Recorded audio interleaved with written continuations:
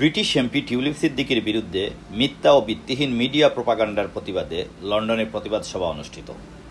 মঙ্গলবার 10 জুন বিকাল 5 ঘটিকায় পূর্ব লন্ডনের একটি হল রুমে টাওয়ার হ্যামলেটস লেবার পার্টির সদস্য এবং কমিউনিটি নেতৃবৃন্দের আয়োজনে 4 বারের নির্বাচিত ব্রিটিশ এমপি ও সাবেক মন্ত্রী টিউলিপ সিদ্দিকীর বিরুদ্ধে বাংলাদেশের তথাকথিত বিভিন্ন মিডিয়ায় মিথ্যা ও ভিত্তিহীন সংবাদ ও প্রোপাগান্ডার প্রতিবাদে এক সভা অনুষ্ঠিত হয়েছে।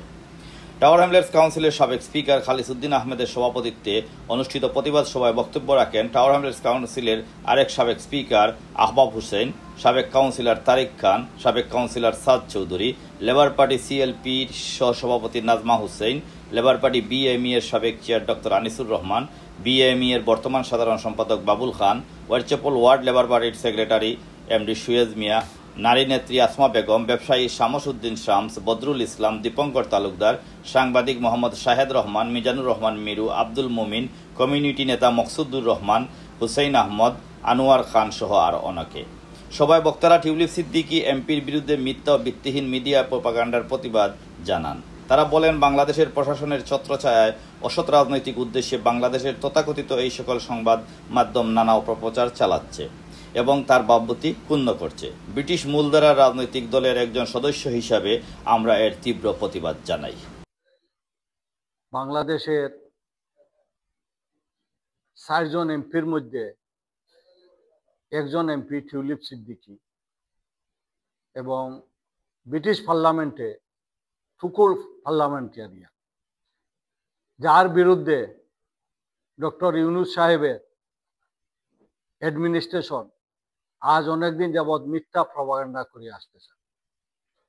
আমরা বারবার প্রতিবাদ এবং আবেদন করতেছি যে তার প্রমাণ দেওয়ার জন্য। টিউলিপ সিদ্দিকীর বিরুদ্ধে যতটুকু প্রপাগান্ডা হচ্ছে তার কোনো প্রমাণ বাংলাদেশ সরকার দিতে পারে নাই।